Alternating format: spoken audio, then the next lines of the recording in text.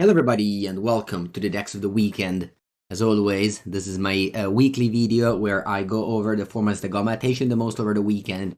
The bigger tournaments that happened this weekend was the Pioneer Arts in America, over 1,300 players. We'll talk about that later. Let's talk about Modern first. This is my favorite format and we just had a very large ban, as you know, furing up the beanstalk, and the format is still shaking up, and a lot of different decks in the top tables and winning the challenges. So let's start with this one. Grixis Control won the challenge by Wariel, which is a very good Magical Land player that used to play Creativity, the Mono Black, and now I see him doing well with Grixis Control. So we have been playing and seeing on stream, and you know, you can definitely find them in my other videos. The Snapcaster Mage Flame of Honor deck, and you know, the more I played against this version with Murktide, and the more I was like, why am I not playing like this powerful engine? Like, this is of course, your mana curve is much higher because you have like 9 3-drop as opposed to the 0 3-drops that Murktide plays.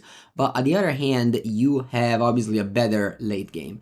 So Wyrel is flashing black for Orcish Bowmaster, which isn't necessary. I mean, obviously, Orcish Bowmaster is a great card, Thoughtseize, Shieldred, and so on and so forth. But outside of that, I think that the Snapcaster Mage Flame of Honor shell has a lot to offer. Last month, in my monthly power ranking for Channel Fireball, I put this deck in the top 15 because I think it has a lot of potential, especially with the Tishana Tidebinder, that is an additional wizard. And also plays well with your game plan of just passing the turn. This list doesn't play the One Ring. I remember playing with this deck and it had the One Ring, so your curve is a little bit cheaper. On the other hand, you also don't have the classic like Dragon's Rage Channeler or Shredder draws, so you can be a little bit clunky. You're playing a little bit more lands, so it's a different deck than Murktide, but if you're a Murktide lover, like me, I definitely want to explore more this archetype, and seeing Wariel win with this deck definitely makes me more confident that, you know, this deck has potential.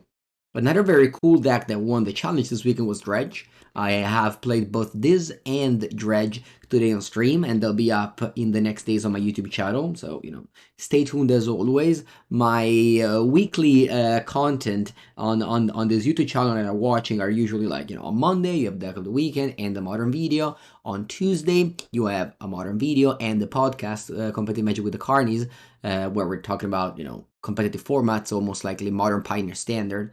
And then the other day, you know, you're gonna have usually the modern leagues that I stream, sometimes other formats. Like I plan on playing a little bit of Pauper this week because I have a Pauper team tournament. Actually, during Christmas season, the stores nearby me love to do Team Trios event.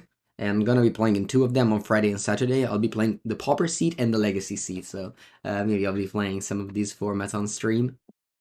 But yeah, so that's it for Modern. Grixis Control, I label it Grixis Control, but this is not like, you know, Supreme Verdict, Teferi or Dominaria type of control deck. This is still like very cheap because, you know, like if you watch my content, the cheaper your mana curve is, the better your deck is, the least likely you're to mana screw. Let's say, you know, sometimes it happened today. I got to Mulligan, I kept a 2-lander, I drew a bunch of 3-drops. You just lose those games, or they have the Spell Pierce against Murktide, and you just lose these games because your mana curve is very high. Whereas if your deck is cheaper, you're less likely to stumble in those games. So, you know, in competitive formats, the cheaper your mana curve is, the better your deck is, and yeah, this deck is probably the best control deck. I mean, you do have the blue-white control players still doing decently in Modern, but I just, you know, I don't see myself putting blue-white control in the top 15, but I will definitely put the Snapcaster Mage Flame of Honor in the top 15. Again, this is Grixis, but it could easily be Izzet. Alright, let's go over to Pioneer now. So, the deck that won the event was blue-white Yorion. But the deck that caught my attention the most was this Rakdos midrange that made the top 4.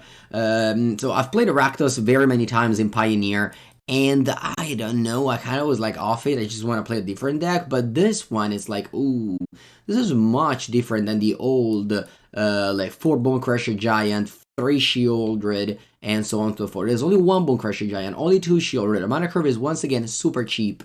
You have the combination of Inti and Smuggler Sculptor. So Copter was just unbanned. People thought it would be broken. It wasn't. I mean, this deck plays in the top 8. I believe it's like the only one.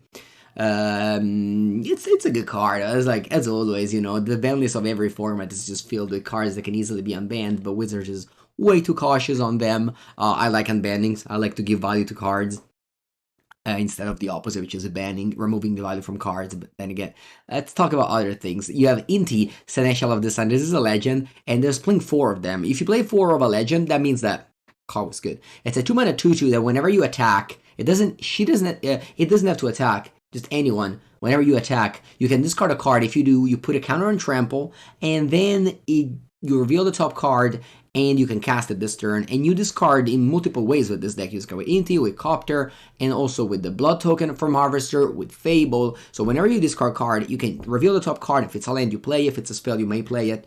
This means that not only your deck is now cheaper, you have a lot more 2-drops. You don't have the Bank Buster, you have just a very, very cheap curve. But also, whenever you side in a card like Iridugu or like Dumping Sphere and etc., you just find it. Like, you just find it because you get so deep in the deck that you will find your 1-ofs and things like that. Your Lilian of the Void now, I'm a long-time hater of Lilian of the Void, but this deck has so much ways to get rid of it if you draw it later in the game, that, you know, maybe it's reasonable. And so yeah, overall, this take on Rakdos, I think it's much better than the old Rakdos. There's also an old Rakdos in the top 8. Yeah, let's quickly go through it from MTG Melee. So the winner of the event was Daniel Weiser on Blue White Yorion. So this is the list that's like a classic Blue White deck with, you know, Supreme Verdict and, you know, counter spell, removal spell, so on and so forth. But you also have the extra value in Yorion to grind the Rakdos midrange, for example. It was a super diverse top 8 with 2 archetypes of each.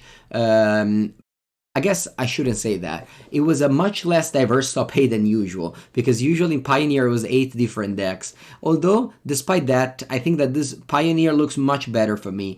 With the ban of Mono Green, decks now don't need to go under it, like, you know, the Boros Convoke, Boros Heroic, just all the decks that basically had like a good matchup against Mono Green and just, you know, very lopsided matchup. I've never loved Pioneer because the games were not fun for me. The games were very much non-interactive. But if you look at this top 8, you have the 2 Amalia combo, which was the best performing deck in the room, I believe. I might be wrong. Maybe Blue Eye Control was better. But yeah, it was a 55% similar things between Amalia and Blue Eye Control. So like these two were definitely decks that performed the best. Izzet Phoenix and Rakdos were medium, but again, very much prevalent in the top 8. And the biggest loser, I think, were the Lotus Field combo and the Abzan Greasefang, which used to be a very good deck before bans, and now they're just not. I think the reason are much different. I think Greasefang was maybe preying on this metagame where everyone needed to be fast, and also maybe loses against Amalia, and Lotus Field is just losing because Amalia is probably faster than it, and also this Rakdos got much faster. So different reasons, but overall I enjoy the interactiveness, I don't even know if that's a word, of this top 8 and this top 16, and I think the reason is because of the departure of Mono Green, opening up the format to be more interactive, and, you know, so yeah, props to that. Again, I wasn't a fan of Pioneer. I may become now. I will still not do very much content on Pioneer because, I don't know, I prefer to do it Modern. I think my viewers love more Modern, and I do better when I do Modern.